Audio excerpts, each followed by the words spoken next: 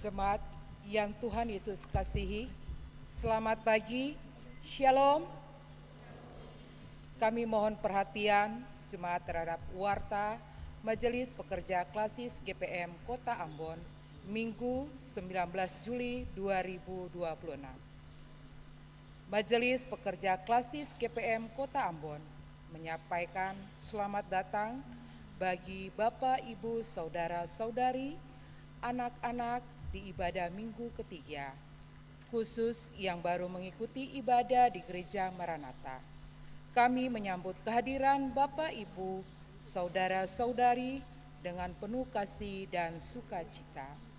Kami mengucapkan terima kasih kepada jemaat atas seluruh perhatian dan topangan untuk pelayanan dan kesaksian di Gereja Maranatha.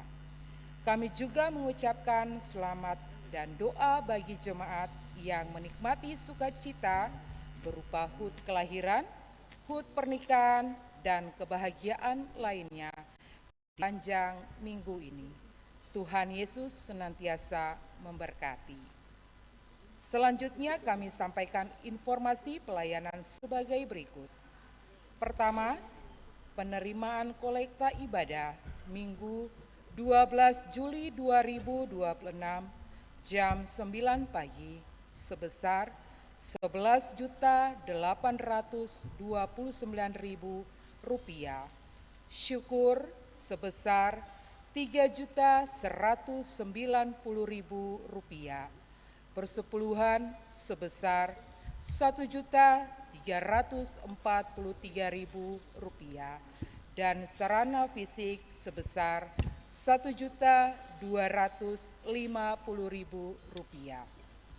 Kedua, penerimaan kolekta ibadah Minggu 12 Juli 2026 jam 6 sore sebesar Rp14.762.000, syukur sebesar Rp1.651.000, persepuluhan sebesar Rp1.350.000, sarana fisik sebesar Rp160.000 dan sada sebesar Rp336.000. Tiga, diberitahukan kepada jemaat bahwa setelah ibadah Minggu 19 Juli 2026 jam 9 pagi dan jam 6 sore ada penjualan makanan jadi dari jemaat GPM Ora et Labora, Klasis Kota Ambon, bertempat di halaman Gereja Maranatha. Kami mohon partisipasi Bapak, Ibu, Saudara-saudari jemaat. Tuhan Yesus memberkati. 4. Ibadah anak remaja Klasis Kota Ambon akan dilaksanakan pada hari Minggu 26 Juli 2026 jam 1 siang di Gereja Maranatha. Mohon kehadiran anak SMTPI jenjang tanggung dan remaja serta pengasuh dalam ibadah dimaksud. 5. Ibadah saat ini dilayani oleh Pendeta L. Tinting Sipahelut dengan menggunakan tata ibadah minggu ketiga. 6. Majelis Jemaat yang bertugas adalah Majelis Jemaat GPM Kategorial Polri Sinar Kasih dan Majelis Jemaat Ora et Labora. 7. Pembacaan Alkitab TB2 dari Kejadian 24 ayat 22 sampai 49. Yang mengisi pujian dalam ibadah ini solo Bapak Pit Mustamu dan ukulele Mangga 2 City Blessing. 9. Lagu prosesi masuk para pelayan nyanyian PKJ nomor 11 bait 1, 2, dan 3. 10. Lagu untuk jabat tangan nyanyian PKJ nomor 131. Jemaat setelah ibadah akan dilakukan jabat tangan dengan para pelayan di pintu keluar. Karena itu, mohon jemaat menunggu para pelayan mengambil posisi di pintu keluar, baru jemaat menyusul. Demikian warta Majelis Pekerjaan Klasis GPM Kota Ambon. Atas perhatiannya diucapkan terima kasih. Selamat memaknai persekutuan dengan Tuhan dan sesama di ibadah minggu ketiga saat ini. Tuhan Yesus memberkati. Shalom. Ambon, 19 Juli 2026, Majelis Pekerja Klasis GPM Kota Ambon, Pendeta E. Muskita MTH Ketua, Pendeta E. Titahei Lewokabesi MSI Sekretaris.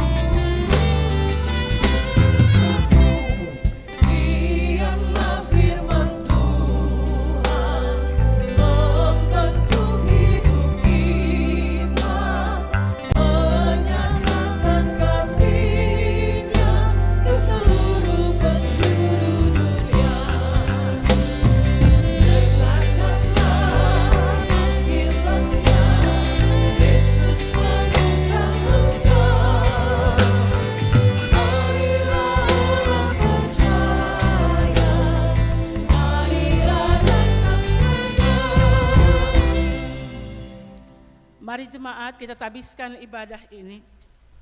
Dalam nama Allah Bapa, Anak, dan Roh Kudus, damai sejahtera Allah menyertai jemaat. Kita bermazmur bagi Allah. Bersorak-soraklah bagi Tuhan, hai seluruh bumi. Beribadalah kepada Tuhan dengan sukacita.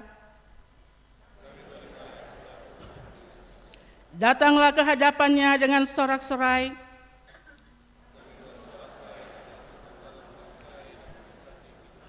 Ketahuilah bahwa Tuhanlah Allah. Ialah yang menjadikan kita, dan punya Dialah kita, umatnya, dan kawanan domba gembalaannya.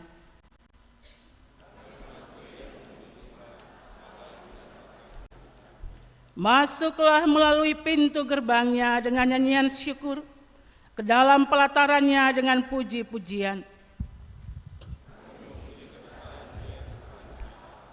Bersyukurlah kepadanya dan pujilah namanya, sebab Tuhan itu baik, kasih setianya untuk selama-lamanya, dan kesetiaannya tetap turun-temurun.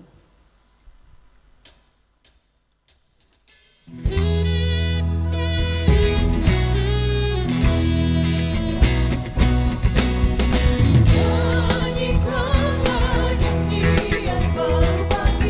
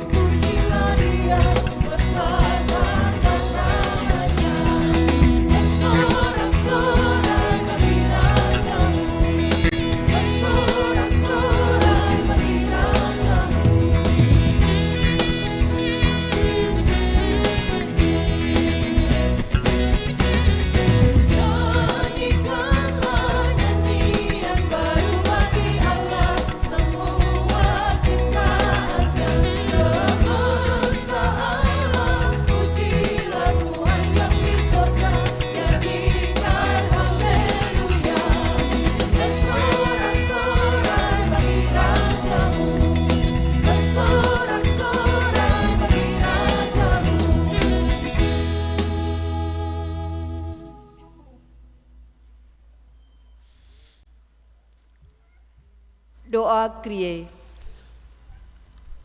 Marilah kita berseru kepada Tuhan, memohon belas kasihan-Nya atas segala dosa kita.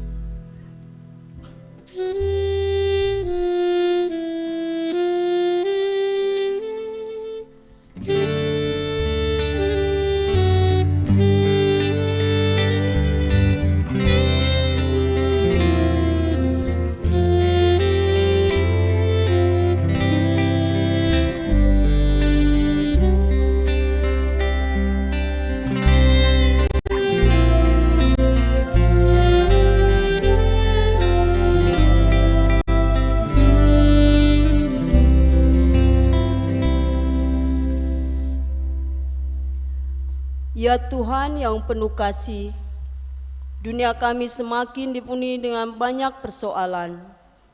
Penderitaan ada di mana-mana.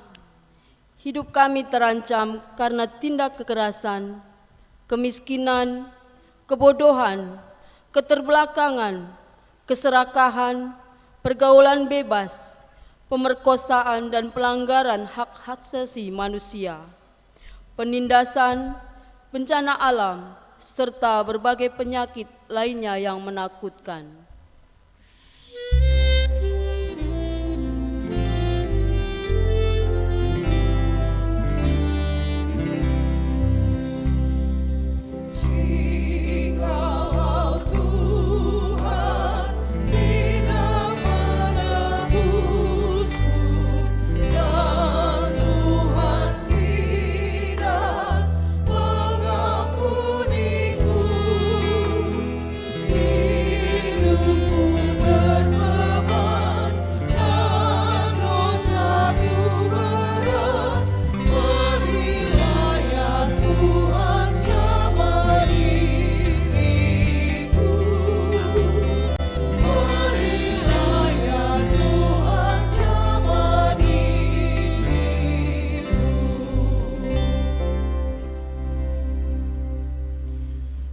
Ya Allah kami, janganlah tinggalkan kami ketika kami terancam. Tolonglah kami ya Allah, penyelamat kami, demi kemuliaan nama-Mu.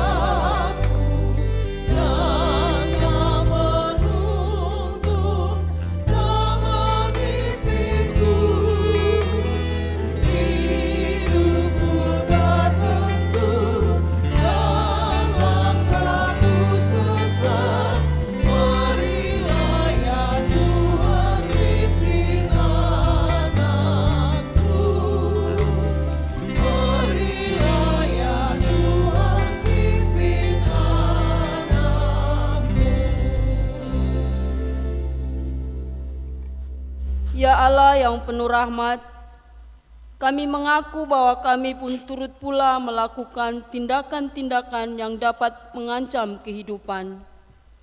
Kami mengaku betapa berdosanya kami.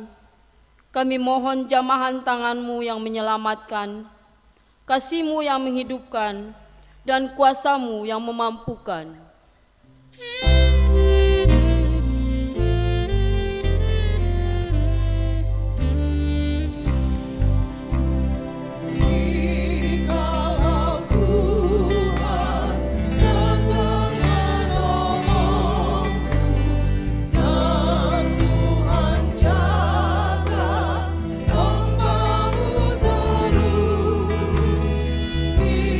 Hidupku damailah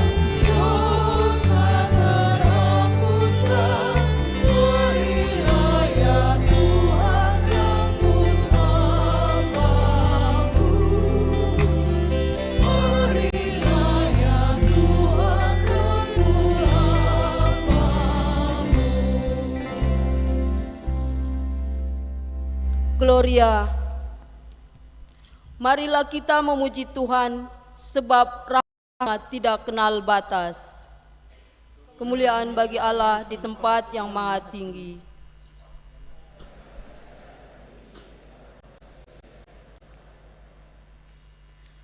Kami memuji Engkau, kami masyurkan namamu.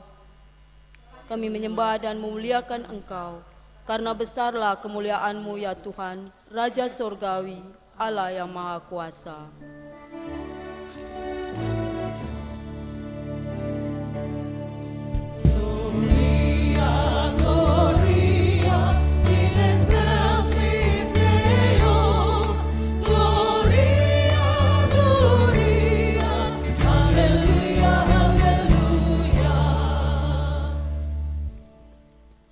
Ya Yesus, anak tunggal Allah, ya Kristus, anak domba Allah, yang memikul dosa-dosa kami, kasihanilah kami, yang menebus dosa-dosa kami, terimalah kami, yang duduk sebelah kanan Allah, kasihanilah kami.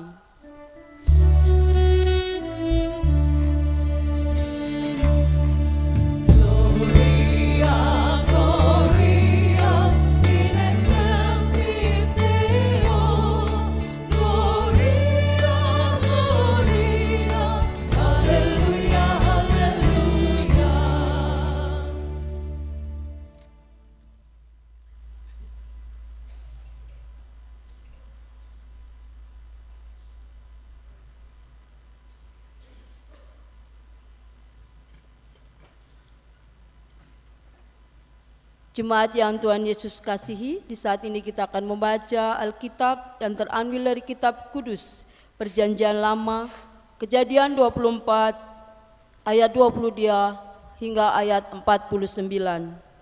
Kejadian 24, ayat 22 hingga ayatnya yang ke-49.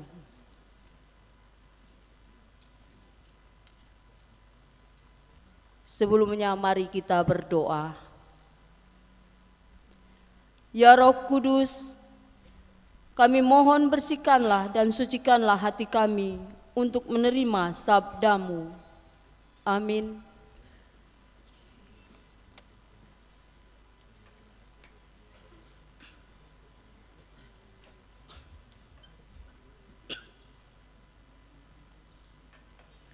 Demikianlah firman Tuhan. Setelah unta-unta itu selesai minum, orang itu mengambil anting-anting emas seberat setengah shikal dan sepasang gelang tangan seberat 10 shikal emas, serta berkata, "Anak siapakah engkau? Tolong katakan kepadaku, adakah tempat bermalam bagi kami di rumah ayahmu?" Ia menjawab kepadanya, "Ayahku Betuel, anak Milka, yang melahirkan dia bagi Nahor." Kata gadis itu lagi, "Baik jerami maupun pakan ternak ada banyak pada kami, tempat bermalam pun ada." Lalu orang itu berlutut dan sujud menyembah Tuhan, serta berkata, "Terpujilah Tuhan Allah Tuanku Abraham, yang tidak melepaskan kasih dan kesetiaannya dari tuanku itu. Aku pun telah Tuhan tuntun di jalan ke rumah saudara-saudara tuanku ini." Anak gadis itu berlari lalu menceritakan kejadian itu kepada seisi rumah ibunya. Ribka mempunyai saudara laki-laki bernama Laban. Laban berlari keluar menemui orang itu ke mata air tadi. Sesudah ia melihat anting-anting itu dan gelang pada tangan saudaranya, dan mendengar Ribka saudaranya berkata, "Begitulah dikatakan orang itu kepadaku." Ia menemui orang itu yang masih berdiri di samping unta-untanya dekat mata air itu. Ia berkata, "Marilah, engkau yang diberkati Tuhan, mengapa engkau berdiri di luar? Aku telah menyediakan rumah bagimu, juga tempat untuk unta-untamu."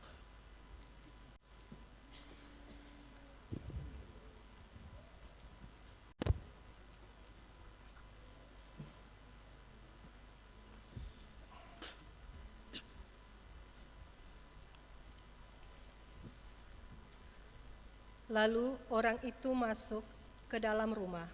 Pelana unta-unta dilepas, jerami dan pakan diberikan kepada unta-unta itu, dan air pembasuh kaki kepada orang itu, serta orang-orang yang bersama dia. Tetapi ketika makanan dihidangkan di depannya, berkatalah orang itu, "Aku tidak akan makan sebelum kusampaikan pesan yang kubawa ini." Jawab Laban, "Katakanlah." Lalu ia berkata, "Aku ini hamba Abraham. Tuhan sangat memberkati tuanku itu, sehingga ia telah menjadi kaya. Tuhan telah memberikan kepadanya kambing domba dan lembu, emas dan perak, budak laki-laki dan perempuan, unta dan keledai. Sara istri tuanku itu di masa tuanya telah melahirkan anak laki-laki bagi tuanku itu. Kepada anaknya itu tuanku telah memberikan segala harta miliknya. Tuanku itu telah mengambil sumpahku, katanya, 'Engkau tidak akan mengambil untuk anakku seorang istri dari antara anak perempuan orang Kanaan yang negerinya kudiami ini. Melainkan engkau harus pergi ke rumah ayahku dan kepada kaumku untuk mengambil seorang istri bagi anakku.' Jawabku kepada tuanku itu, 'Mungkin perempuan itu tidak mau mengikut aku.' Tetapi katanya kepadaku, 'Tuhan yang di hadapannya aku hidup, akan mengutus malaikatnya menyertai engkau dan akan membuat perjalananmu berhasil, sehingga engkau akan mengambil bagi anakku seorang istri dari kaumku dan dari rumah ayahku.'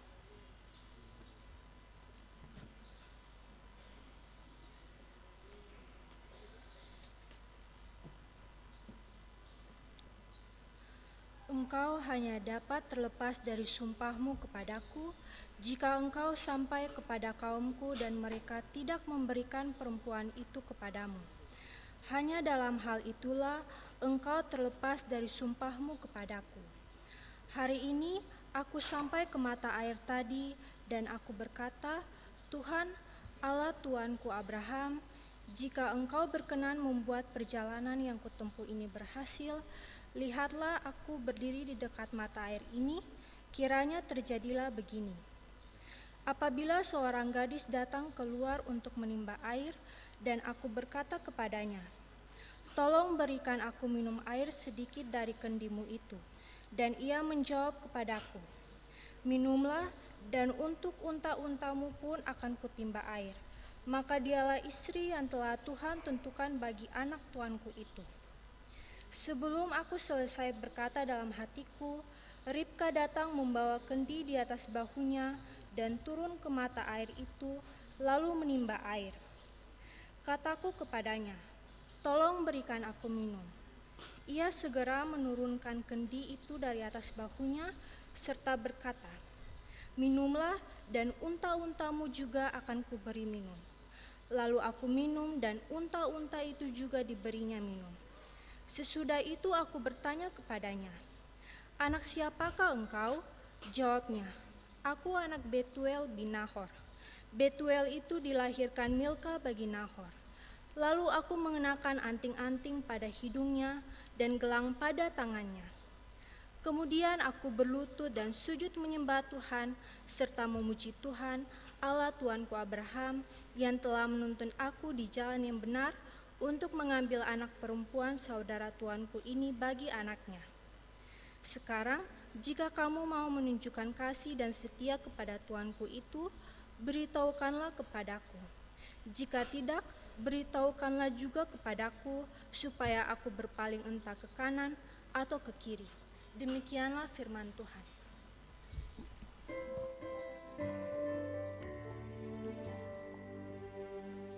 Haleluya, haleluya, haleluya.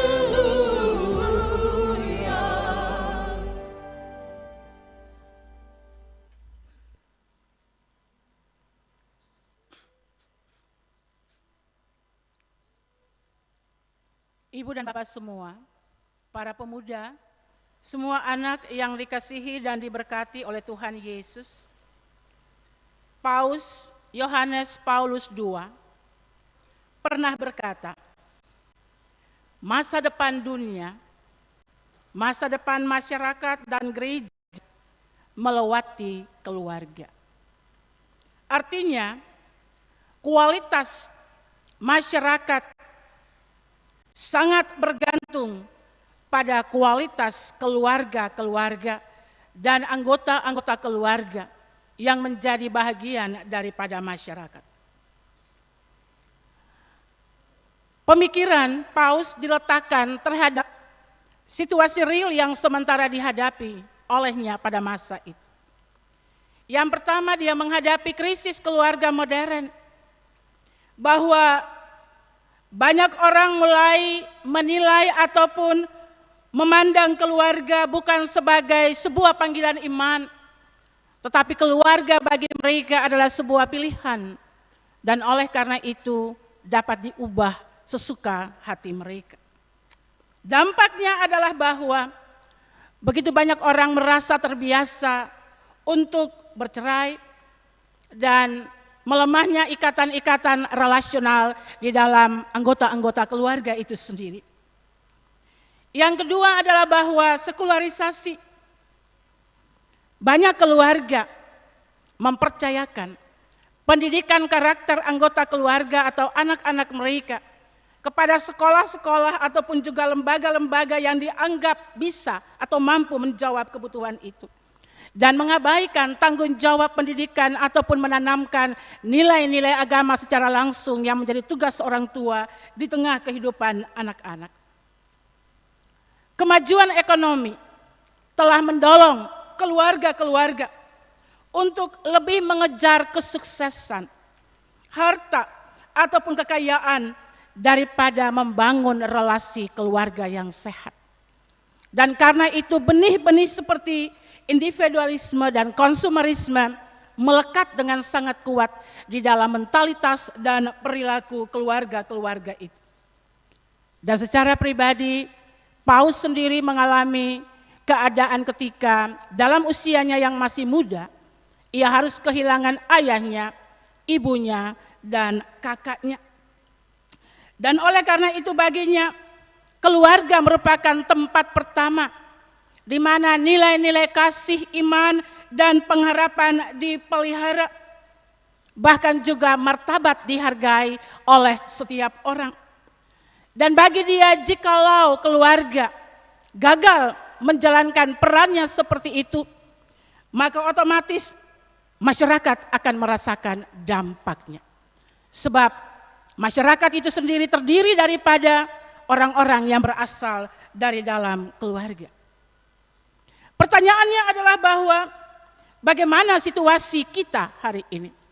Bagaimana situasi masyarakat kita dalam konteks lokalitas kita di Maluku, tapi juga dalam konteks nasional?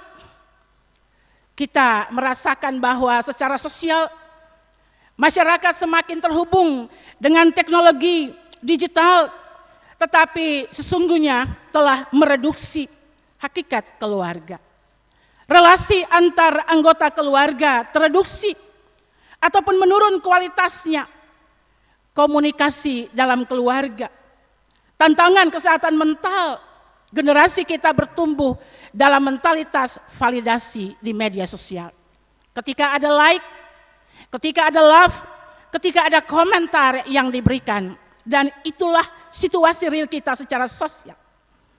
Bahkan secara ekonomi memang pertumbuhan ekonomi kita cukup baik dan inflasi semakin relatif naik, tetapi bahwa kenyataannya masyarakat kita masih merasakan betapa tekanan biaya hidup kuat sekali, betapa peluang-peluang untuk mendapatkan lapangan pekerjaan tidak merata, bahkan ketidakpastian ekonomi global pun juga sementara dihadapi oleh kita.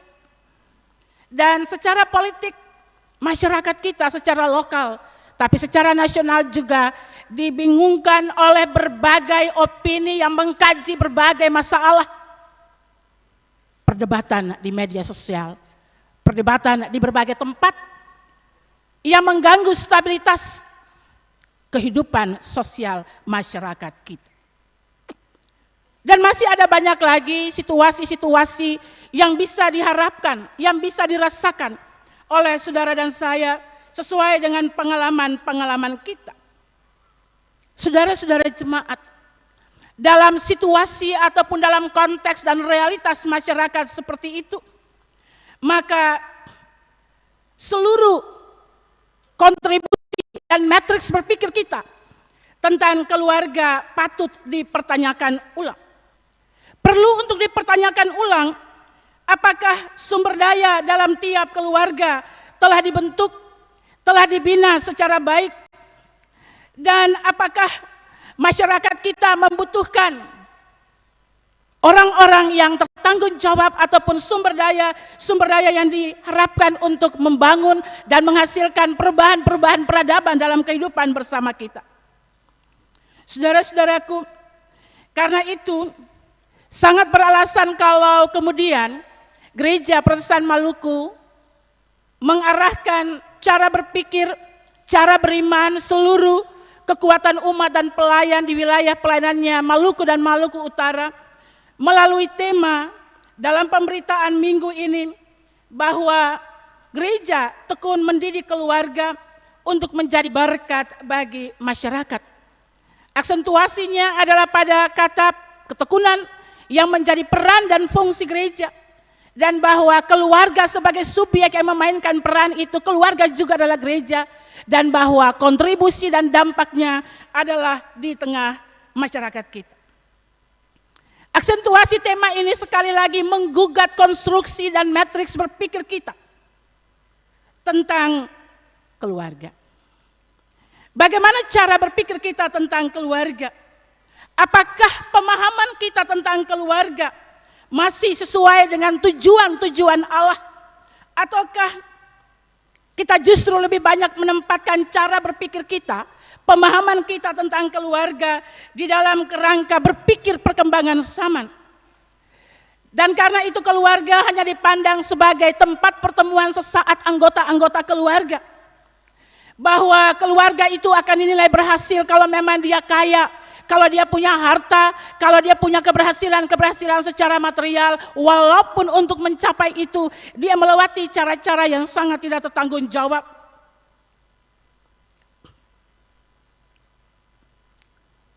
Dan bagaimana dengan kehidupan dan cara-cara yang instan yang selalu menjadi pola tersendiri kita di dalam mekanisme hidup kita dan relasi-relasi sosial yang kita bangun, mulai dari internal keluarga ataupun dalam lingkungan sirkel pergaulan di mana kita berada, hanya untuk memenuhi kebutuhan-kebutuhan kita. Tugas orang tua kemudian kembali bergeser. Sebagian besar orang tua menganggap bahwa tugas pokok mereka dalam keluarga hanyalah menjawab kebutuhan ekonomi keluarga. Dan tugas menanamkan nilai-nilai agama di tengah-tengah kehidupan anggota keluarga tidak lagi menjadi prioritas utama. Dalam situasi seperti itu, kita perlu belajar dari pengalaman-pengalaman sebagaimana yang dikatakan di dalam teks bacaan kita tadi. Kejadian pasal 24 ayat 22 hingga ayat yang ke-49. Saya mengajak ibu dan bapak untuk memahami sebahagian teks dari pasal 24 kitab Kejadian ini tidak terfokus kepada keinginan Abraham mengutus hambanya yang tertua untuk mencari jodoh bagi Ishak. Tapi saya mengajak saudara-saudara untuk melihat bagaimana perjumpaan dua orang yang dilahirkan dari dua model keluarga. Ribka yang terlahir dari model keluarga Betuel, dan hamba yang tertua yang terlahir dari lingkaran keluarga Abraham. Fokus ini akan sangat relevan untuk kita ada dalam bingkai tema gereja tekun mendidik keluarga untuk menjadi berkat bagi sesama. Membaca sebagian ayat dari kitab Kejadian pasal 24 ini harus diletakkan dalam satu kesatuan yang utuh dengan ayat-ayat yang sebelum dan ayat-ayat setelahnya sebagai satu kesatuan berita yang akan disampaikan. Kita akan menemukan beberapa catatan penting. Yang pertama, bagaimana perspektif keluarga dalam konteks Kejadian 24 ayat 22 hingga ayat yang ke-29. Bagaimana metode ataupun cara mendidik dua keluarga itu terhadap anggota-anggota keluarganya. Dan bagaimana hasil didikan mereka itu berdampak dalam kehidupan masyarakat. Kalau kita membaca dengan teliti, kita akan menemukan yang pertama, modal dua keluarga. Keluarga Abraham dan keluarga Betuel.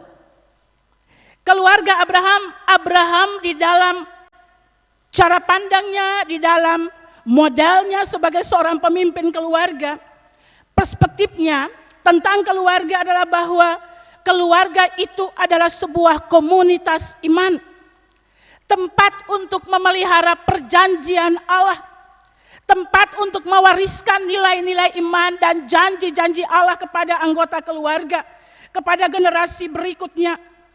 Dan itu dapat kita lihat atau baca di dalam awal perjalanan kehidupan Abraham, Kejadian 12, ketika dia dipanggil oleh Allah untuk pergi keluar, tinggalkan rumah ibu bapanya, tanahnya, pergi ke sebuah tempat, suatu negeri yang akan ditentukan Tuhan baginya.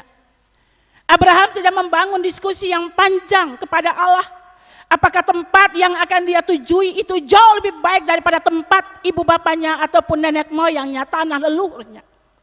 Abraham tidak menyoal berapa untung dan berapa rugi yang akan dia dapatkan sepanjang perjalanan itu. Tetapi dengan sigap Abraham menyatakan siap dengan percaya dan bergantung pada janji-janji Allah yang diberikan kepada dia. Pada titik itulah kita diberikan koreksi bahwa di dalam menjalani kehidupan ini, saudara sekalian, kita sungguh bergantung pada janji Allah. Janji-janji Allah itu akan menyertai jalan-jalan kehidupan kita dimanapun kita berada. Bahwa kehidupan yang kita lalui, logika kita terbatas untuk memahami. Rencana-rencana kita pun juga harus letakkan di dalam rencana-rencana Allah. Sungguh, ketika Abraham berangkat ataupun memulai jalannya, hidupnya sebagai sebuah keluarga, di dalam perspektif seperti itulah, maka sekalipun dalam perjalanan yang panjang, Abraham mengalami berbagai macam peristiwa baik ataupun buruk, tetapi bahwa konsistensi imannya kepada Allah tidak pernah goyah. Ketika dia berjumpa dengan bangsa-bangsa asing atau ketika dia berada di negeri-negeri yang asing, kepercayaan iman Abraham kepada Allah tak pernah tergantikan dengan ataupun oleh kepercayaan daripada orang-orang asing, negeri-negeri asing yang di dalamnya dia berada. Bahwa karena itu Abraham pun setia menaruh jalan hidupnya kepada janji-janji Allah. Janji-janji Allah yang terus menyertai dia sehingga sekalipun pada titik tertentu dia pun meragukan bahwa dia tidak akan mendapatkan janji itu karena usia yang tua, soal keturunan.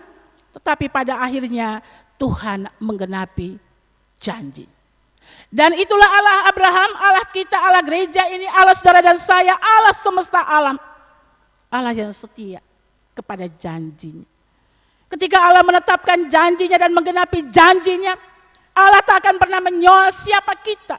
Karena kasih Allah itu jauh lebih besar daripada seluruh realitas keberadaan kita sebagai manusia yang berdosa. Prinsip ini yang kemudian menjadi dasar untuk membangun relasi di dalam keluarganya sebagai sebuah komunitas iman. Bahwa keluarga sebagai sebuah komunitas iman memiliki pola relasi yang sangat sehat. Di mana relasi dengan Allah menjadi dasar, menjadi sentral, menjadi pusat bagi seluruh anggota komunitas iman itu berelasi. Karena itu Abraham memandang semua orang di dalam keluarganya sebagai bahagian daripada masa depannya. Keluarga dalam perspektif Abraham tidak hanya sebatas orang-orang dalam ikatan genealogis, tetapi semua orang yang sementara tinggal bersama dengan dia adalah keluarganya. Dan ini adalah lokus bagi dia untuk mewariskan iman kepada Allah, kepada seluruh anggota keluarga. Dan oleh karena itu, cara Abraham mendidik ataupun membangun karakter daripada anggota keluarganya adalah dalam konteks prekop ini. Ayat-ayat ini adalah seperti yang dia berikan kepada hamba yang tertua itu.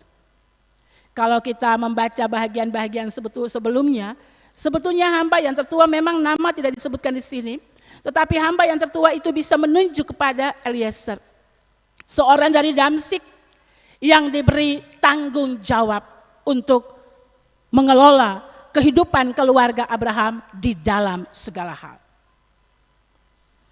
Pola relasi dalam keluarga sebagai komunitas iman tidak dilandaskan pada otoritas hierarki, tetapi semuanya adalah setara. Tetapi yang menjadi orientasi adalah bagaimana nilai-nilai kepercayaan kepada Allah itu ditanamkan kepada mereka. Bahwa mereka diberi ruang untuk saling percaya, saling menghormati, dan saling menghargai di antara satu dengan yang lain. Model yang kedua adalah yang ditampilkan oleh keluarga Betuel. Keluarga sebagai ruang hospitalitas. Hospitalitas itu satu istilah yang menjelaskan tentang sikap keramah tamahan kita dalam menyambut orang di luar kehidupan kita, bahkan sampai kepada musuh sekalipun. Sikap keramah tamahan yang berlandaskan kasih. Betuel sangat memahami nilai hospitalitas itu. Dan kita akan menemukannya di dalam cara Ribka menyambut dan melayani hamba tertua daripada Abraham. Dan bagaimana dia dibawa ke dalam keluarga Betuel, di mana dia dilayani, di mana dia diberikan kepenuhan atas segala sesuatu yang menjadi kebutuhannya pada masa itu. Sekalipun di antara mereka satu dengan yang lain. Hospitalitas itu merupakan sebuah proklamasi tentang kasih Allah, kebaikan Allah. Hospitalitas Allah itu disalurkan di dalam kehidupan bersama kita, di tengah kehidupan yang penuh dengan keragaman. Dan itulah yang ditampilkan oleh Betuel. Pola relasi keluarga sebagai ruang hospitalitas adalah semua orang dalam keluarga, bahkan membuka kemungkinan bagi orang-orang yang lain diterima. Ruang penerimaan terbuka dengan sangat luas. Tidak ada sekat-sekat yang memisahkan di antara satu dengan yang lain. Batasan-batasan identitas sosial pun juga tidak pernah menjadi dinding pemisah yang kuat di antara mereka, bahkan bersama dengan orang lain. Penghormatan, penghargaan terhadap martabat manusia sangat dijunjung tinggi ketika keluarga kita menjadi ruang hospitalitas. Kedua, bagaimana cara mendidik keluarga sebagai sebuah komunitas iman? Bagaimana cara mendidiknya? Keluarga sebagai ruang hospitalitas, bagaimana cara mendidiknya?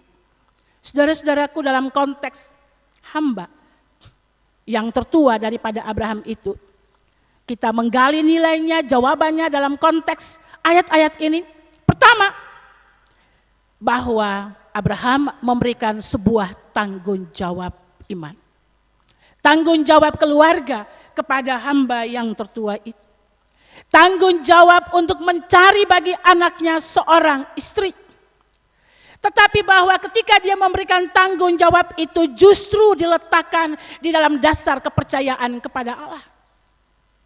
Dengan cara menaruh tangan dan ada doa, ada sumpah di dalam. Bahwa ketika hamba tertua itu justru meragukan tentang banyak hal yang akan terjadi, ada jaminan. Abraham mengulang tentang janji penyertaan Allah kepada hamba tertua itu. Jadi cara mendidik Abraham adalah tidak hanya sekedar lempar tanggung jawab, tetapi bahwa bagaimana dia melakukan tanggung jawab itu, maka dia dibekali dengan paham tentang Allah. Allah yang berkuasa, Allah yang setia pada janji, Allah yang akan menyertai, dan Allah yang akan membuatmu berhasil. Ini adalah pola yang juga harus berlaku dalam mendidik anggota-anggota keluarga. Betul, kebutuhan teknologi yang semakin berkembang, perkembangan zaman yang semakin kuat di era globalisasi ini, kita membutuhkan bahwa ada kelengkapan keilmuan. Tetapi hal yang paling mendasar adalah bahwa anak-anak dalam rumah tangga keluarga kita harus dibentuk dengan nilai tanggung jawab. Mulai dari hal-hal yang kecil sampai kepada hal-hal yang paling besar. Dan bahwa rasa tanggung jawab itu diletakkan di dalam rasa takut akan Allah. Bahwa kalau dia melakukan sebuah tanggung jawab, pertanggungjawabannya adalah kepada Allah yang paling pertama. Ini urgensi tanggung jawab yang menjadi muatan cara mendidik kita di tengah kehidupan keluarga, ketika keluarga itu menjadi sebuah komunitas iman.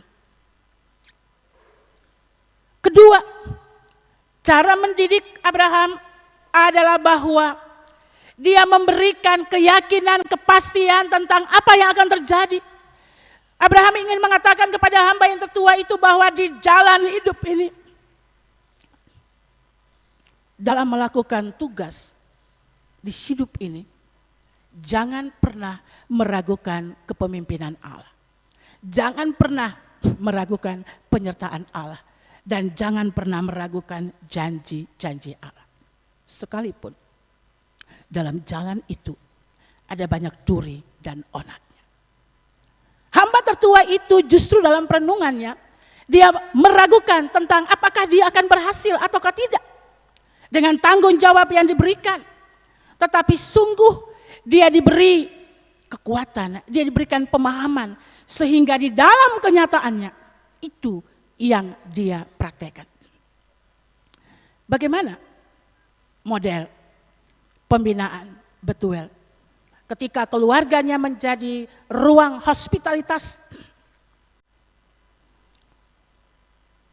Ia menerapkan bagaimana nilai mengenal tamu, nilai menyambut tamu, nilai berjumpa dengan orang asing, orang yang tidak kenal. Bagaimana kepedulian, bagaimana empati, bagaimana berjumpa dengan orang yang tidak kenal. Bahwa yang menjadi aksentuasi adalah bukan soal siapa namamu, siapa agamamu, tapi bagaimana kebutuhannya sebagai seorang manusia. Aspek kemanusiaan itu yang menjadi ruang dan alasan kita membangun relasi, kita terbuka dengan orang lain, dan kita menerima orang lain apa adanya, dan menolong dia di dalam kasih. Kasih menjadi alasan bagi seluruh sikap dan perilaku kita. Bagaimana dampak daripada model pembinaan? Keluarga sebagai sebuah komunitas iman, dan keluarga sebagai ruang hospitalitas. Kita melihatnya di dalam perilaku daripada hamba yang tertua dan Ribka ketika mereka bertemu di sumur. Saudara-saudaraku, kita melihat bahwa bacaan ini mengungkapkan bahwa hamba yang tertua itu sungguh di dalam menjalankan tugasnya, dia melakukan apa yang dikatakan oleh Abraham. Dia belajar daripada Abraham. Dia di dalam mengambil keputusan, sebelum dia berjumpa, dia meminta petunjuk daripada Allah. Dia tidak mengandalkan kemampuannya sebagai seorang yang telah mendapatkan kepercayaan. Dan karena itu disebut dia berdoa kepada Allah, memohon petunjuk. Bagaimana dengan Ribka? Ketika Ribka berjumpa dengan dia, tanpa menyoal siapa namamu, dari mana asalmu, tetapi bahwa dia langsung tertuju kepada apa yang menjadi kebutuhan daripada hamba tertua itu. Dengan penuh kasih, sukarela, dia menolong, dia memenuhi apa yang menjadi kebutuhan daripada hamba yang tertua itu. Dapat dibayangkan bagaimana seorang anak gadis harus mengangkat air dari sumur. Dia tidak hanya memberikan minum kepada hamba tertua itu, tetapi dia juga memberi minum kepada unta-unta itu. Perjumpaan mereka itu kemudian membuktikan kepada kita bahwa ternyata ketika kita mewariskan nilai-nilai iman, ketika hospitalitas itu menjadi ruang perjumpaan dalam setiap keluarga dan di tengah masyarakat, maka itu sejati membentuk integritas daripada setiap anggota keluarga ketika mereka ada di tengah-tengah masyarakat.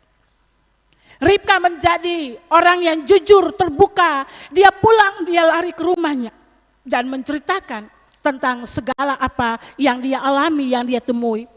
Dan bagaimana keluarga Betuel kemudian mengundang hamba yang tertua itu untuk masuk ke dalam rumah. Menjamu dia, sikap hospitalitas, keramah tamahan, penuh kasih, melayani orang asing, seorang yang asing di tengah kehidupan keluarga mereka. Hospitalitas keluarga Betuel tidak hanya teruji ketika mereka menyiapkan makanan dan minuman baginya, tapi juga tempat dan jerami atau makanan bagi unta-unta juga disiapkan. Hospitalitas itu adalah bentuk pelayanan yang utuh. Keluarga Betuel tak pernah menyoal berapa untung dan berapa rugi yang akan mereka dapatkan. Tetapi bahwa aspek kemanusiaan, nilai-nilai kemanusiaan yang ada pada diri seorang asing bagi mereka, itulah yang menjadi alasan mereka menerima dan melayani hamba yang tertua dari keluarga Abraham itu.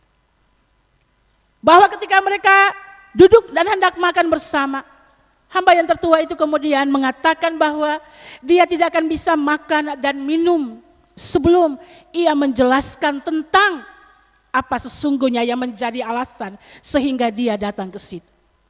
Narasi penjelasan daripada hamba tertua itu menjelaskan tentang kejujuran anggota keluarga komunitas iman. Kejujuran dan bagaimana dia belajar daripada Abraham. Kesaksian dia tentang bagaimana kepercayaan Abraham kepada Allah yang disembah. Itu telah membuatnya menjadi seorang yang tidak hanya kaya, tetapi juga seorang yang patut untuk diteladani dan dijadikan sebagai role model dalam seluruh kehidupan. Dia dengan jujur menjelaskan mengapa dia harus ada di situ, apa tujuannya, dan bagaimana cara dia mengelola, cara dia mendapatkan apa yang menjadi harapan daripada Abraham itu. Bahwa Allah yang setia, Allah yang setia menyertai, Allah yang setia menemani, Allah yang setia memberikan janji kepada orang-orang yang berharap kepadanya. Ia meletakkan seluruh pengharapannya kepada Allah dan dia berdoa kepada Allah. Saudara-saudara, saya kira kita semua selalu berdoa. Kita rajin berdoa, seluruh aktivitas kita selalu dilandaskan dengan doa. Tapi pertanyaannya adalah, apakah kita meyakini doa-doa kita yang kita sampaikan kepada Allah? Apakah kita lalu memberi ruang bagi Allah untuk menyatakan otoritasnya, kedaulatannya di dalam menjawab doa-doa kita? Kita dalam doa-doa kita seperti kita berada di restoran. Ketika kita sampai, pelayan menjumpai kita dan membawa satu daftar tentang jenis makanan dan minuman yang akan menjadi kebutuhan kita. Baru saja kita menulis, kemudian pelayan pergi dan beberapa menit kemudian lalu kita telah dilayani dengan makanan minuman yang menjadi kebutuhan kita. Doa kita kepada Allah tidak seperti itu. Logika kita pun terbatas sebagai manusia untuk memahami cara Allah bekerja. Tetapi bahwa di seluruh perjalanan hidup kita, dengan doa-doa yang kita katakan kepada Allah, kita diajar untuk memahami bahwa seluruh jalan hidup kita, seluruh doa-doa kita mesti diletakkan di dalam kepentingan Allah. Kalau Allah menjawab doa-doa kita, itu untuk menggenapi janjinya, menggenapi kehendaknya. Logika kita sebagai manusia sekali lagi terbatas untuk memahami jawaban-jawaban Allah atas doa-doa kita. Menjadi pribadi yang berintegritas, jujur, penuh kasih, berempati kepada sesama. Ini adalah nilai-nilai yang akan berdampak di dalam kehidupan masyarakat. Masyarakat kita hanya akan menjadi masyarakat yang baik kalau orang-orang yang ada di dalam masyarakat itu berasal dari keluarga-keluarga yang menjadikan keluarga mereka sebagai komunitas iman dan yang menjadikan keluarga mereka sebagai ruang hospitalitas. Masyarakat tidak akan pernah bertanya di mana orang yang baik, di mana orang yang benar, di mana orang yang cerdas, di mana orang yang berintegritas. Tetapi masyarakat akan bertanya, dari mana orang baik, dari mana orang benar, dari mana orang berintegritas, dari mana orang yang cerdas itu. Dan jawabannya adalah dari dalam keluarga. Ini yang menjadi hardcore daripada tema kita. Gereja tekun untuk mendidik keluarga untuk berguna bagi masyarakat. Tanggung jawab kita sebagai keluarga-keluarga Kristen yang diutus Allah untuk membangun masyarakat kota Ambon, untuk membangun Maluku Utara, untuk membangun Indonesia dari lokalitas kita. Hospitalitas menjadi kekuatan tersendiri. Dalam konteks masyarakat kemajemukan pasca konflik, hospitalitas dalam sejarah Alkitab telah menjadi nilai yang paling mendasar sehingga kekristenan itu bertumbuh, berkembang. Orang-orang Kristen pada abad pertama adalah orang-orang Kristen yang hidup dan bersaksi dalam spirit hospitalitas. Di tengah kenyataan ketika mereka harus dibantai, harus dibunuh, harus dibekukan segala aktivitas kepercayaannya kepada Yesus. Tetapi terhadap orang-orang yang menyiksa mereka, terhadap orang-orang yang membantai mereka,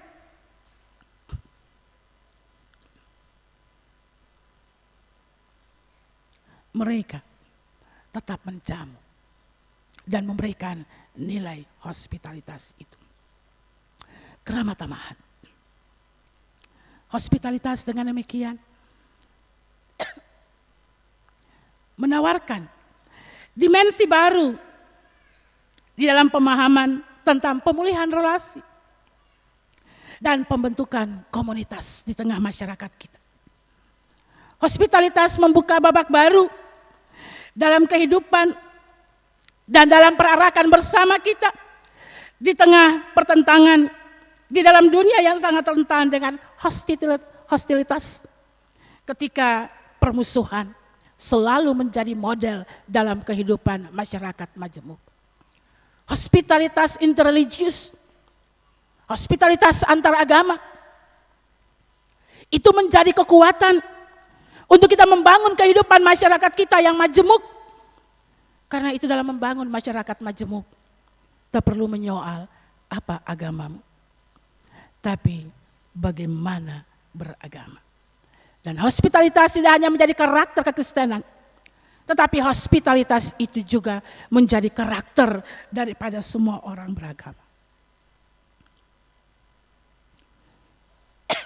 Masyarakat yang percaya bahwa ada Tuhan yang menyertai seluruh kehidupan ini. Dan karena itu saudara-saudaraku, pertanyaannya adalah, apakah sampai hari ini keluarga kita, rumah tangga kita adalah sebuah komunitas iman? Apakah telah menjadi ruang hospitalitas? Amin.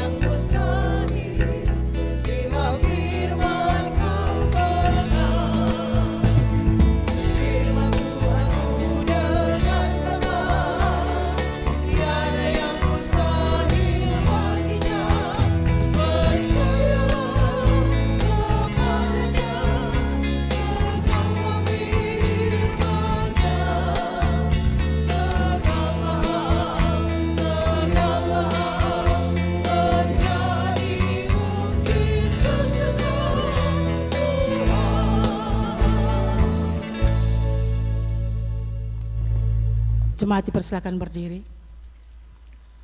Marilah kita mengikrarkan pengakuan iman rasuli secara bersama.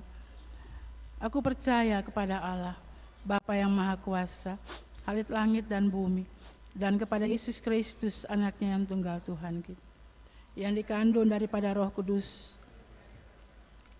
yang menderita di bawah pemerintahan Pontius Pilatus, disalibkan, mati dan dikuburkan, turun ke dalam kerajaan,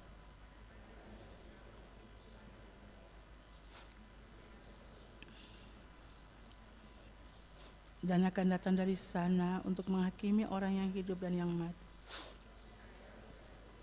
Gereja yang kudus dan am, persekutuan orang kudus, dan hidup yang kekal. Amin.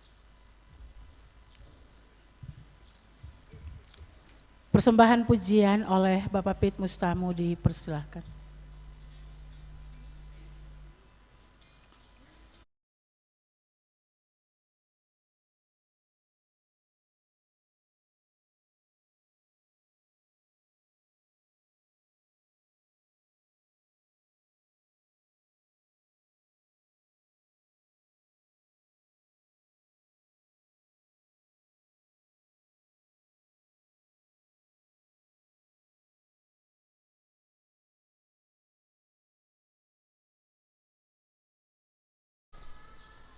Bapak Ibu, anak-anak, saudara semua yang terkasih dalam Tuhan Yesus Kristus.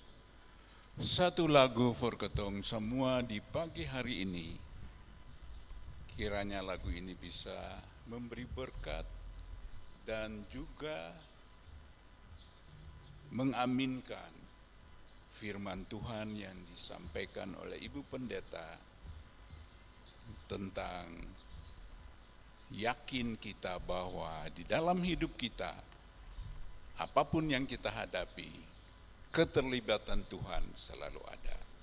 Kiranya lagu ini memberi berkat for ketong semua.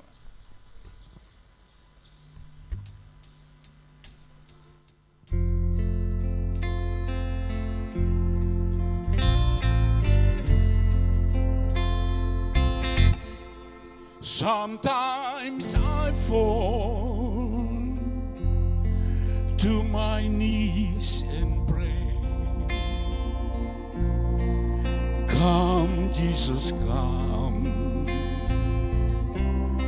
Let the day be a day. Sometimes I feel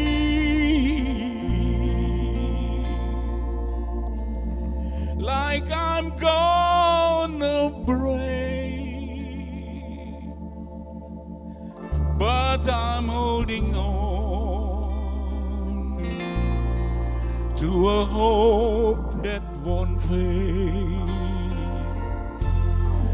Come, Jesus, come. We've been waiting so long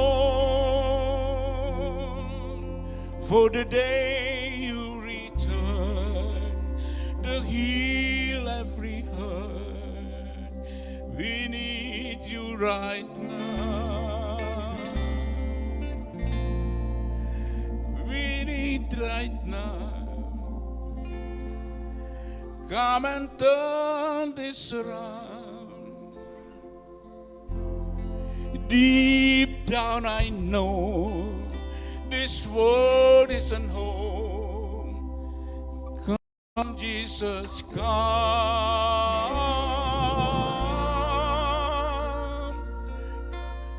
Come, Jesus, come. There are no,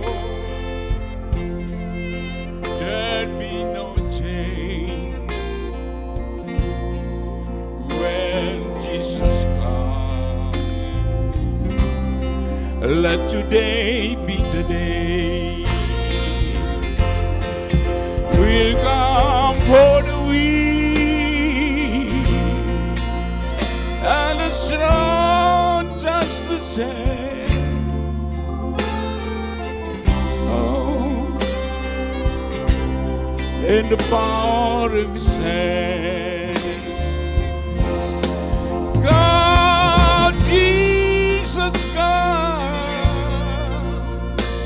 We've been waiting so long for the day you return to heal every hurt and right every wrong. We let alone. You've been waiting to end. Deep down I know this world isn't home. Come Jesus, come. Come Jesus, come.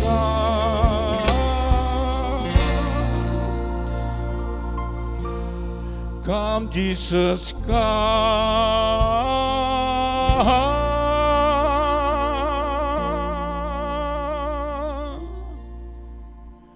Come Jesus, come.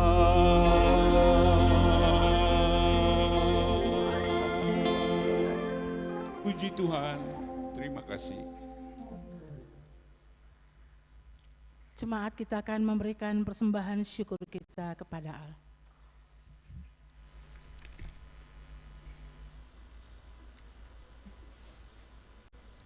Jemaat, sebelum memberi, dengarlah anjuran. Berbahagialah, adalah lebih berbahagia memberi daripada menerima. Kisah Para Rasul 20 ayat 35b.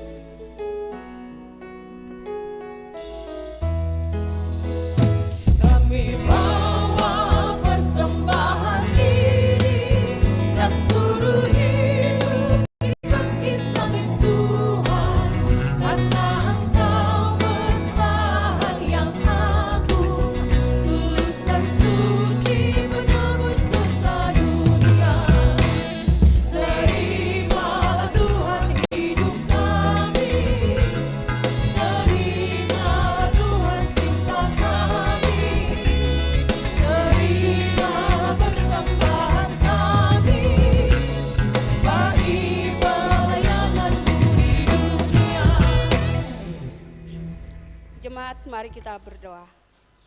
Ya Tuhan, kini telah terkumpul pemberian umat-Mu yang kami berikan dari kurang dan lebih yang kami punya. Kami mohon dengan kerendahan hati, Engkau mari datang berkati persembahan syukur ini ya Tuhan, dan Engkau dapat melipat gandakan bagi kami yang memberikan di saat ini. Di dalam nama Tuhan Yesus, persembahan yang hidup, kami berdoa kepada Bapa di sorga. Amin. Jemaat dipersilakan duduk kembali. Persembahan pujian oleh ukulele Mangga 2 City Blessing. 2 kali.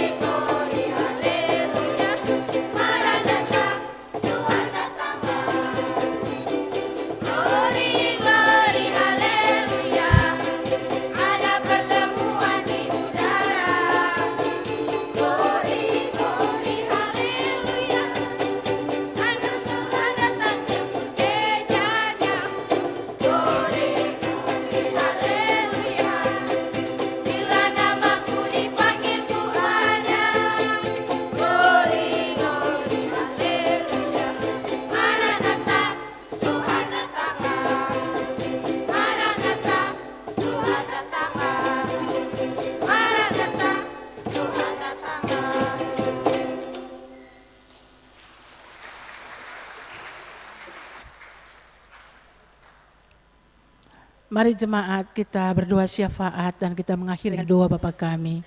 Kita berdoa. Terpujilah Allah di dalam Yesus Kristus, Tuhan dan penyelamat kami. Allah yang berkarya dengan roh, memimpin sejarah bangsa-bangsa, sejarah dunia, bahkan sejarah gerejamu di tengah-tengah dunia ini. Tertunggal Allah Bapa, Anak dan Roh Kudus, kami menyembahmu dalam iman dan kebenaran. Hamba bersyukur kepadamu ya Tuhan Allah, untuk kepercayaan melayani ibadah umat Tuhan di minggu ini. Kami membawa kepadamu Tuhan, bersama dengan para penatua dan diaken bertugas, seluruh kekuatan umatmu dan pelayanmu dalam ibadah ini. Mereka adalah tiap rumah tangga keluarga. Mereka adalah pribadi lepas pribadi yang juga datang dari keluarga. Apakah ketika keluarga-keluarga mereka adalah keluarga komunitas iman? Apakah keluarga-keluarga yang dalamnya mereka berada adalah keluarga-keluarga yang menjadi ruang hospitalitas? Tidak ada yang tersembunyi di hadapanmu Tuhan. Dari seluruh realitas umatmu, pelayanmu yang datang beribadah di minggu ini. Mulai dari anak yang paling kecil sampai kepada orang tua beruban putih.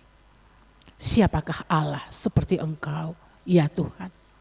Allah yang setia pada janji, Allah yang selalu menggenapkan janji sesuai waktumu, sesuai kehendakmu. Allah yang melampaui segala sesuatu yang kami alami, yang kami rasakan. Allah yang bertindak, Allah yang berdaulat, melakukan segala sesuatu dalam kehendakmu demi kebaikan kami bersama. Jika kami masih bisa ada sampai di hari Minggu ini, dan kami percaya akan ada hari esok dan selamanya, itu hanya karena hospitalitas Allah bagi kami. Itu hanya karena Allah masih merancang kebaikan demi kebaikan Allah untuk kami beritakan mulai dari dalam komunitas iman keluarga kami. Tolonglah kami Tuhan yang berdosa ini. Sungguh kami hanya bisa berlindung pada kemurahan Tuhan yang lebih besar daripada pendurhakaan kami. Kasih Tuhan yang mengampuni dan menyelamatkan itu lebih kuat dari belenggu dosa. Dalam keyakinan itulah kami memberanikan diri untuk membuka diri di hadapan Tuhan, menyampaikan isi hati kami kepada Tuhan. Ya Tuhan, tolonglah kami.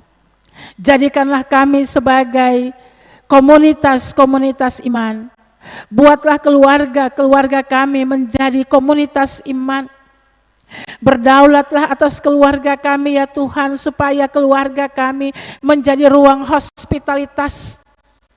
Karuniakanlah roh dan hikmat-Mu bagi setiap pemimpin keluarga, papa mama, orang tua, kakak di tengah keluarga, supaya mereka tertanggung jawab mengelola kehidupan keluarga yang Tuhan percayakan bagi mereka.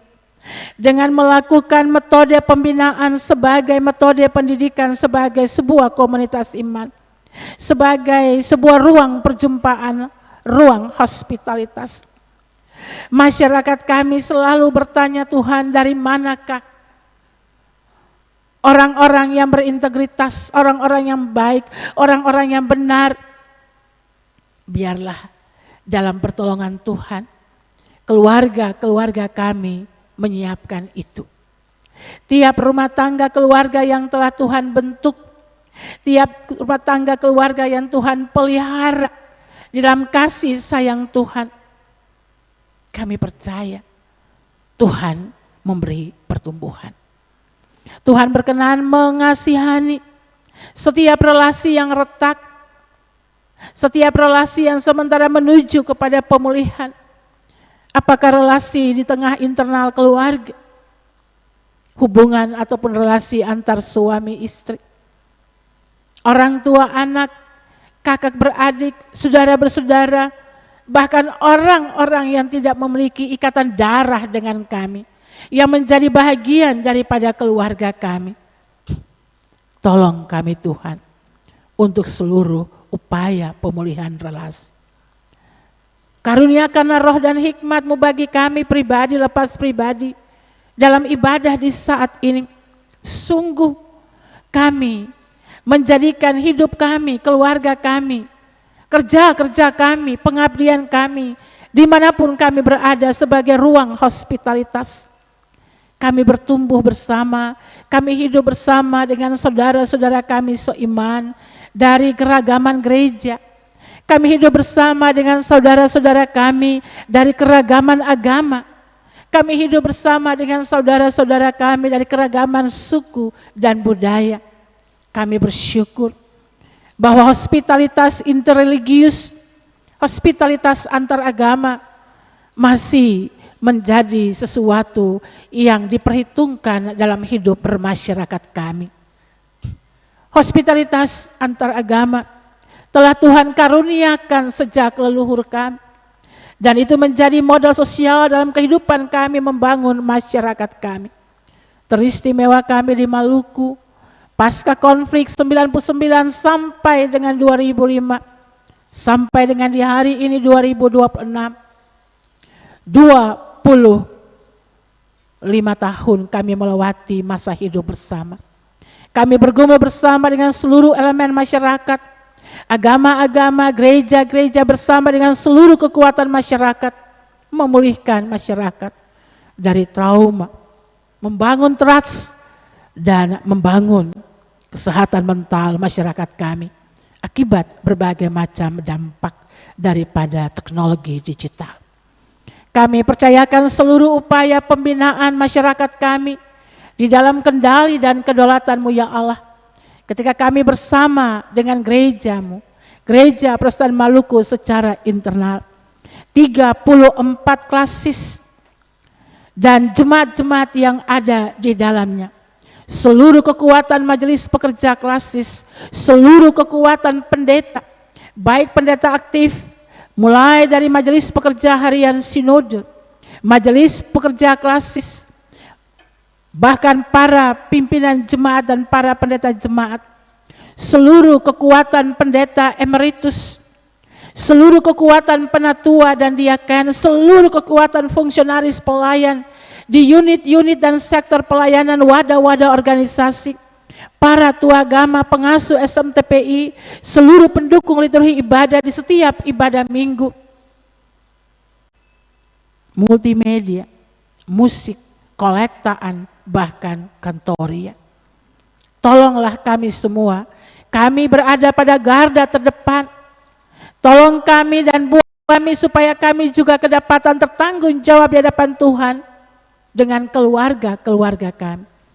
Bahwa kami dan keluarga-keluarga kami menjadi komunitas iman.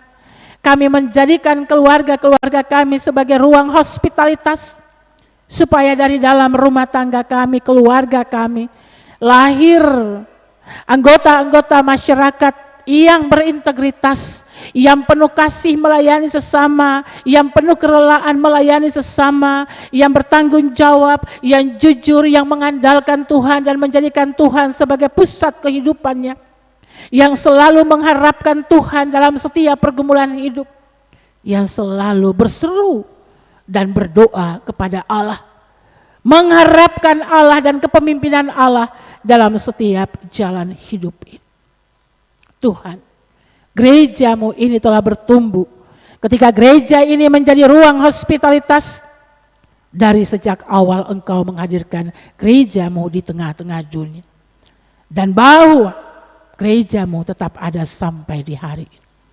Kami pun dalam perjumpaan kami bersama dengan seluruh kekuatan agama, seluruh kekuatan sosial masyarakat yang lain, kami membangun bersama dengan pemerintah Kota Ambon, pemerintah di kabupaten di wilayah Maluku dan Maluku Utara, pemerintah provinsi, pemerintah dalam setiap level yang ada. Kami pun bersama dengan para wakil rakyat di tingkat kabupaten kota sampai dengan provinsi Maluku dan Maluku Utara.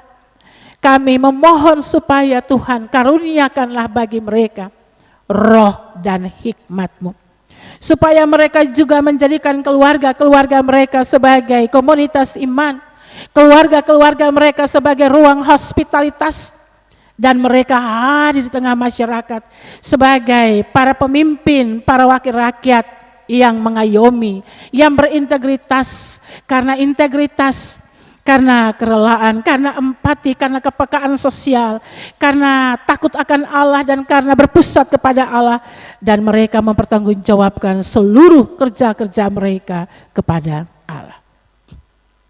Ya Tuhan, para pemimpin masyarakat secara khusus, Wali Kota Ambon, Bapak Budi Watimena bersama dengan Ibu Eli Toysuta, Bapak Gubernur Maluku, Bapak Hendrik Alberisa bersama dengan Bapak Abdullah Fanat, dan seluruh jajaran pada lingkup pemerintah Kota Ambon dan pemerintah Provinsi Maluku. Tuhan berdaulat dalam seluruh kepemimpinan mereka. Tuhan memberi pertumbuhan bagi setiap hal yang berkenan di hadapan Tuhan, yang menjadi kebijakan-kebijakan strategis dalam pembangunan masyarakat yang berkeadaban. Kami membangun Indonesia dari lokalitas kedaerahan kami. Negara ini lahir daripada karya Allah. Kehendak-kehendak Allah kiranya dinyatakan dalam seluruh problematika kehidupan berbangsa dan bernegara, upaya-upaya pembangunan masyarakat di segala bidang kehidupan.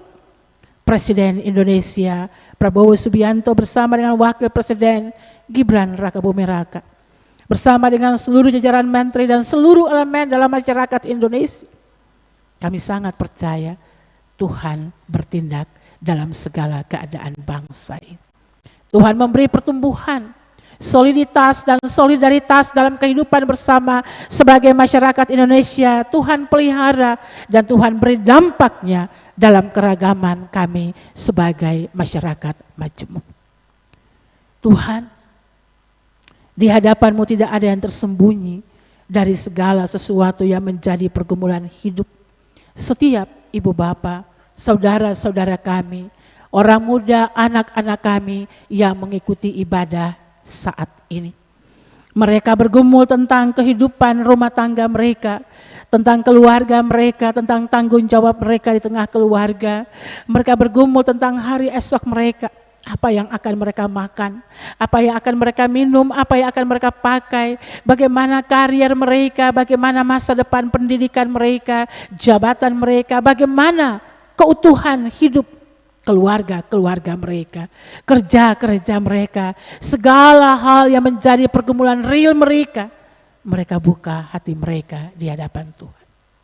Kami percaya Engkau Tuhan bersama mereka, Engkau Tuhan memeluk mereka dengan kasih-Mu, Engkau Tuhan menuntun hati, pikiran dan jiwa mereka dengan roh dan hikmat-Mu, untuk mereka mengerti bahwa logika mereka terbatas untuk memahami cara Tuhan bekerja menjawab doa-doa mereka. Kiranya mereka tetap menjadikan Allah sebagai pusat kehidupan mereka, dan kiranya mereka tetap bergantung pada janji-janji Allah dan penyertaan-penyertaan Allah yang akan memahkotai hidup mereka untuk menggapai banyak hal yang baik yang akan diberikan Tuhan atas hidup mereka, rumah tangga mereka, keluarga mereka, anak-anak mereka, cucu-cucu mereka, seluruh anggota keluarga mereka, melewati batasan ikatan darah sekalipun. Bahkan segala usaha mereka, kerja-kerja mereka, dan segala hal yang lain. Anak-anak muda kami dalam ibadah ini secara khusus, mereka bergumul tentang pendidikan mereka, perjuangan meraih cita, perjuangan mendapatkan kepercayaan di era yang semakin kompetitif. Biarlah mereka dikuatkan oleh firman Tuhan di saat ini, bahwa mereka harus bergantung pada janji Allah atas hidup mereka. Mereka melakukan tugas-tugas mereka, bekerja, belajar sungguh-sungguh, bertanggung jawab dengan segala hal yang Tuhan berikan. Tuhan akan membawa mereka masuk ke dalam masa depan yang gemilang. Ya Tuhan Allah, hamba memohon Kau berkenan menggenapi janji-Mu, bahwa Engkau adalah Allah pembela dan pembebas dalam kehidupan setiap janda, anak yatim, yatim piatu. Semua orang miskin, semua saudara kami yang terperangkap dalam masalah-masalah kemiskinan, masalah hukum, semua saudara kami yang terperangkap dengan obat-obat terlarang, minuman-minuman terlarang, semua saudara kami yang telah putus asa karena penyakit ataupun karena hal-hal yang lain. Kiranya Tuhan berkenan memberkati berbagai upaya pastoral, pendidikan, pelayanan yang dilakukan oleh tiap keluarga, oleh tiap rumah tangga, oleh gereja ini, oleh komunitas beriman, oleh berbagai pihak yang berempati dengan mereka. Segala hal yang baik datangnya daripada Allah, dan Allah akan nyatakan dalam seluruh kehidupan mereka dari waktu ke waktu. Tuhan, kami akan menjalani kehidupan di pekan yang baru. Berjalanlah bersama dengan kami ya Tuhan Allah, supaya matahari tak pernah menyakiti kami pada waktu siang ataupun bulan pada waktu malam. Berjalanlah bersama dengan semua anak kami, semua saudara kami, semua orang yang kami kasihi, bahkan yang membenci kami sekalipun. Mereka yang berada di sisi kehidupan kami, mereka yang berada jauh terpisah dari kami di berbagai tempat di belahan dunia ini karena panggilan studi, panggilan pekerjaan ataupun hal yang lain, supaya matahari pun tak pernah menyakiti mereka pada waktu siang ataupun bulan pada waktu malam. Sama seperti hamba tertua dalam rumah Abraham yang berdoa meminta petunjuk daripada Allah, demikianlah ya Tuhan Allah, berikanlah petunjuk-Mu bagi kami untuk kami melangkah menapaki pekan yang baru yang penuh dengan kerahasiaan. Logika kami terbatas ya Tuhan Allah untuk memahami cara Engkau bekerja, menjawab dan memenuhi setiap keinginan hati kami. Tapi kami percaya Tuhan memberi bagi kami sesuai dengan kebutuhan yang menurut rencana dan rancangan Tuhan. Begitu pula dengan para orang tua kami, kekasih-kekasih kami dalam usia lanjut mereka. Kiranya mereka tetap berguna, mereka tetap berdiam di pelataran Allah sampai putih rambut mereka, dan mereka menjadi narasumber yang baik bagi seluruh umat, bagi semua orang, bagi seluruh anggota keluarga yang di dalamnya mereka berada. Kami secara khusus meminta pertolongan Tuhan atas upaya pembinaan Majelis Pekerja Klasis Kota Ambon, para sekpit, dan seluruh jemaat-jemaat di dalam klasis ini. Kiranya Tuhan mereka tetap bersemangat, ruang pelayanan mereka adalah sebuah ruang hospitalitas, bahwa ruang pelayanan mereka adalah sebuah komunitas iman, dan dari dalam tiap rumah tangga keluarga dalam klasis Kota Ambon ini akan lahir generasi-generasi atau anggota-anggota masyarakat yang berintegritas, yang mengandalkan Tuhan, yang berseru kepada Tuhan, yang baik dan yang benar, yang jujur dan bertanggung jawab, sehingga kehidupan kami di kota ini dipenuhi dengan kehidupan yang berkenan di hadapan Allah. Kami percaya, kami berdoa dan meminta bukan kepada gunung batu yang mati, tetapi kepada Allah di dalam Yesus, Tuhan dan penyelamat kami, yang mengajar kami berdoa bersama. Bapa kami yang di sorga, datanglah kerajaan-Mu, jadilah kehendak. Berilah kami pada hari ini makanan kami yang secukupnya, dan ampunilah kami akan kesalahan kami, seperti kami juga mengampuni orang yang bersalah kepada kami. Dan janganlah membawa kami ke dalam pencobaan, tapi lepaskanlah kami daripada yang jahat.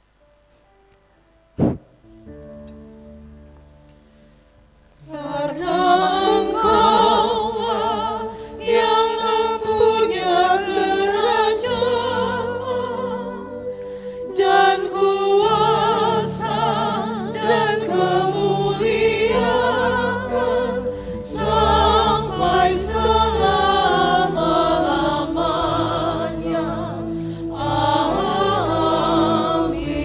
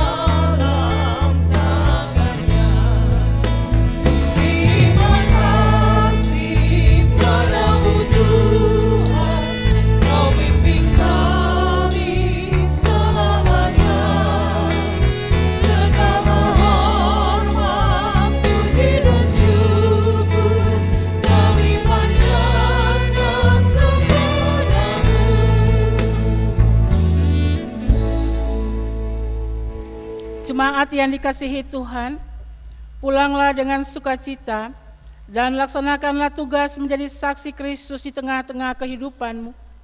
Gunakanlah firman Tuhan sebagai sandaranmu, sesuai perintah Yesus. Pergilah, sesungguhnya aku mengutus kamu seperti anak domba ke tengah-tengah serigala. Sesungguhnya aku telah memberikan kuasa kepada kamu untuk menginjak ular dan kalajengking, dan kuasa untuk menahan kekuatan musuh, sehingga tidak ada yang membahayakan kamu. Untuk tugas pengutusan itu, terimalah janji penyertaan Tuhan. Maka Allah damai sejahtera, yang oleh darah perjanjian yang kekal, telah membawa kembali dari antara orang mati Gembala Agung segala domba, yaitu Yesus Tuhan kita. Kiranya memperlengkapi kamu dengan segala yang baik untuk melakukan kehendak-Nya oleh Yesus Kristus. Bagi Dialah kemuliaan sampai selama-lamanya. Amin.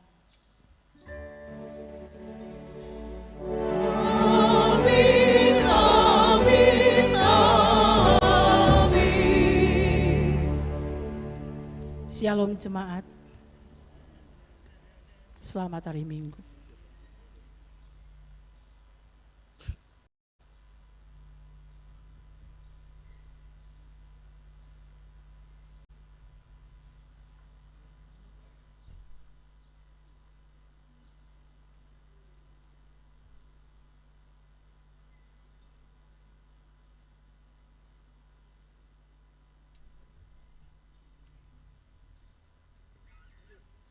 Ku